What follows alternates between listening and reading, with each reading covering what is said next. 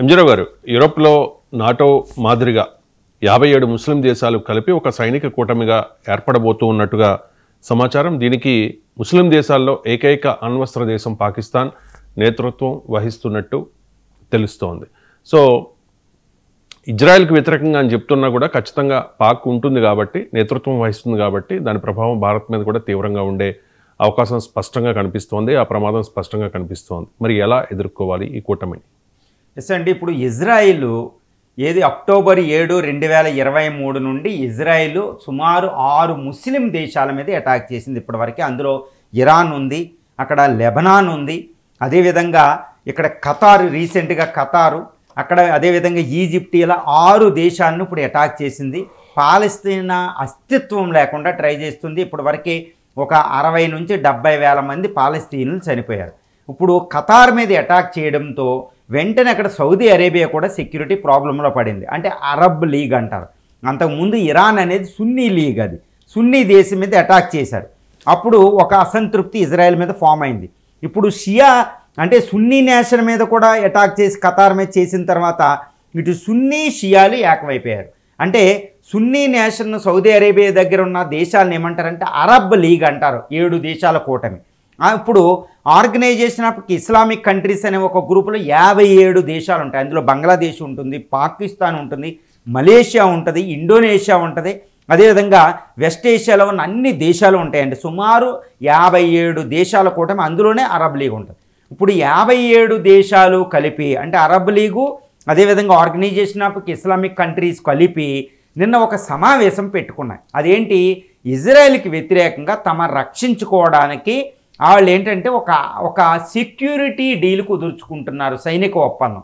ఈ సైనిక ఒప్పందం నాటో లైన్స్లో ఉంటుంది, నాటోలాగా ఉండి, యూరోప్లో ఉన్న నాటోలా ఉండి, ఎవరైనా ఒక దేశం మీద అటాక్ చేస్తే వాళ్ళందరూ కలిసి వెళ్ళి ఆ దేశాన్ని అటాక్ చేసే విధంగా. అంటే ఇది వెస్ట్ ఏషియా నాటో అని పిలవచ్చు, అది ఇస్లామిక్ దేశాల సైనిక కూటమి అని పిలవచ్చు.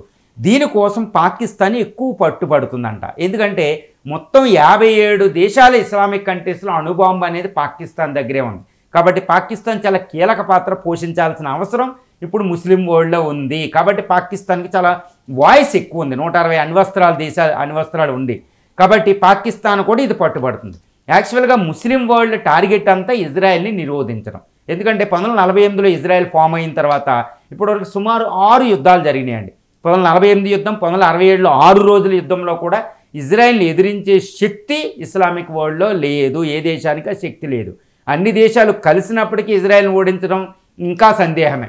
కాబట్టి అన్ని దేశాలు కలిపి 1,70,00,000 ఆర్మీతో అవి ఇజ్రాయెల్ని నిరోధించడానికి ఒక సైనిక ఒప్పందం చేసుకుంటున్నాయి. దీని వెనకాల చైనా కూడా ఉంది అనేది మనం సుస్పష్టంగా చెప్పవచ్చండి. ఎందుకంటే ఇస్లామిక్ వరల్డ్ అవి ఒక సైనిక కూటమిగా ఏర్పడితే ఇక అమెరికా వెస్ట్ ఏషియాలో ఉండడం అసంభవం.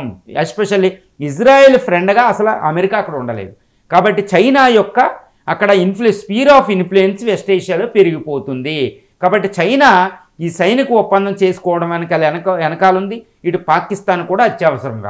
కాబట్టి ఈ సైనిక ఒప్పందం ఇజ్రాయెల్కి అనేది చాలా పెద్ద ప్రమాదం. ఇజ్రాయెల్కి ప్రమాదం అయితే ఇండియాకు కూడా అదే స్థాయిలో ప్రమాదం. ఎందుకంటే పాకిస్తాన్ ఇస్లామిక్ వరల్డ్లో ఏకైక అణ్వస్త్ర దేశంగా ఉంటే, అణ్వస్త్రాలు కలిగిన దేశం కాబట్టి ఇస్లామిక్ వరల్డ్లో ఇది చాలా ప్రధాన పాత్ర పోషిస్తుంది. అతిపెద్ద సైన్యం కూడా దీని దగ్గరే ఉంది, పాకిస్తాన్ దగ్గర. అంటే సూపర్ పవర్ అనమాట ఇస్లామిక్ వరల్డ్ అది.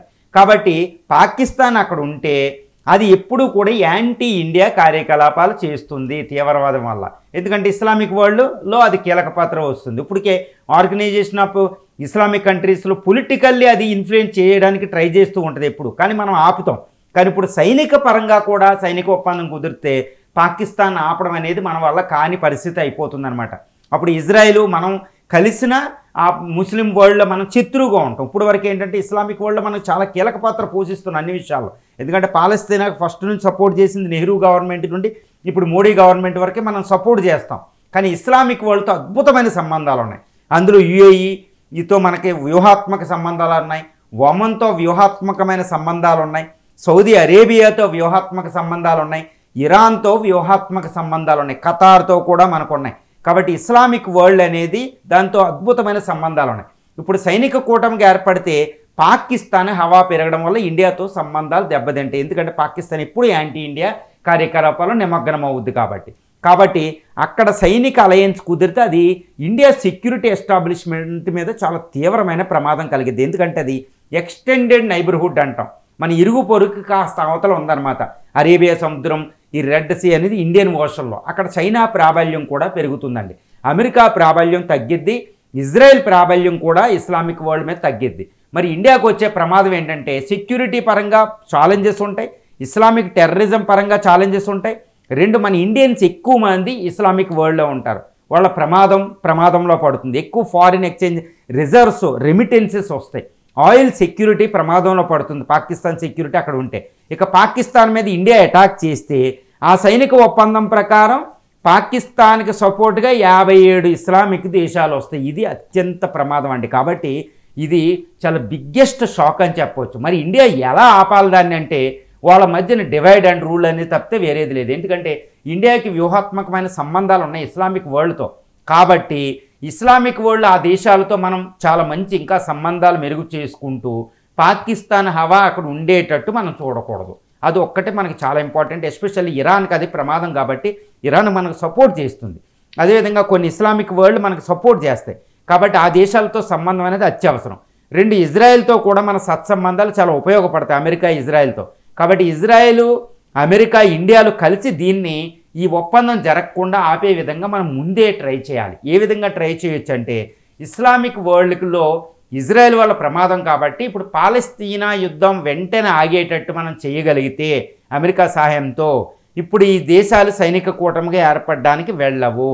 రెండు, ఇక్కడ చైనా ఎక్కువ సపోర్ట్ చేస్తేనే కానీ అమెరికాని కాదని ఈ దేశాలు ఒప్పందం కుదుర్చుకోలేవు. కాబట్టి అక్కడ రష్యా సహాయం మనం తీసుకోవాలి. ఎందుకంటే రష్యాకి ఇరాన్కి, రష్యాకి సౌదీ అరేబియాకి, రష్యా కొన్ని ఇస్లామిక్ వరల్డ్తో చాలా సత్సంబంధాలు ఉన్నాయి. చైనా హావా అక్కడ పెరగడం రష్యాకు కూడా మంచిది కాదు, అమెరికాకి మంచిది కాదు, రష్యాకి మంచిది కాదు, ఇండియాకి మంచిది కాదు. కాబట్టి China manoeuvrability, sphere of influence west ఏషియాలో పెరగకుండా చూసుకునే విధంగా ఇప్పుడు ఇస్లామిక్ వరల్డ్ ఈ ఒప్పందం కుదుర్చుకునే విధంగా మనం ఎట్టి పరిస్థితులు దాన్ని ఆపడానికి ఇప్పుడే ముందే జాగ్రత్త చర్యలు తీసుకోవాలి. లేకపోతే మాత్రం ఇండియన్ సెక్యూరిటీ ఎస్టాబ్లిష్మెంట్ అక్కడ ఈక్వేషన్స్ దెబ్బతింటాయి. ఏమైనప్పటికీ ప్రపంచ రాజకీయాల్లో, జియో పొలిటిక్స్లో, సెక్యూరిటీ ఎస్టాబ్లిష్మెంట్లో పెద్ద కుదుపు అని చెప్పొచ్చు ఇస్లామిక్ వరల్డ్ ఏకమవడం. కానీ ఇస్లామిక్ వరల్డ్ అనేది ఈరోజు ఇజ్రాయెల్కి వ్యతిరేకంగా ఏకమవుతుంది అనే ఒక్క విషయాన్ని మనం మర్చిపోకూడదు. కాబట్టి ఇజ్రాయెల్ ఎగ్జిస్టెన్స్ ప్రమాదంలో పడుతుంది.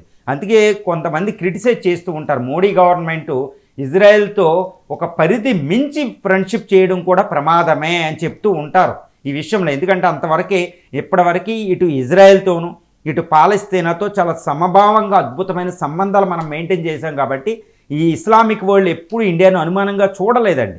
కానీ రీసెంట్గా పాలస్తీనా కంటే ఎక్కువ ఇజ్రాయెల్కి మనం ప్రయారిటీ ఇవ్వడం అనేది ఈరోజు ప్రాబ్లం అవుతుంది. కాబట్టి ఇజ్రాయెల్తో మనం ఎక్కువ సంబంధాలు మెయింటైన్ చేయడం అనేది అంత మంచిది కాదు అనేది ఎప్పుడు కూడా మనం నెహ్రూ టైం నుంచి మనం చూస్తూ ఉన్నాం. ఎందుకంటే ఈరోజు 57 ఇస్లామిక్ కంట్రీలు 1,70,00,000 ఆర్మీతో ఇటు పాకిస్తాన్ 160 బాంబులతో, అణుబాంబులతో మొత్తం ఇంటర్నేషనల్ ఎకానమీలో 10% జీడిపితో, ఆయిల్తో ఉండి ఎంతో శక్తివంతంగా ఉండి ఇస్లామిక్ వరల్డ్ అంతటి ఏకమైపోతే మాత్రం ఇజ్రాయెల్ తనకు తాను రక్షించుకునే పరిస్థితి అక్కడ ఉండదు, అమెరికా వచ్చి రక్షిస్తేనే. కానీ ఇప్పుడు అమెరికా వచ్చి 57 దేశాలతో యుద్ధం చేసే పరిస్థితి ఉంది.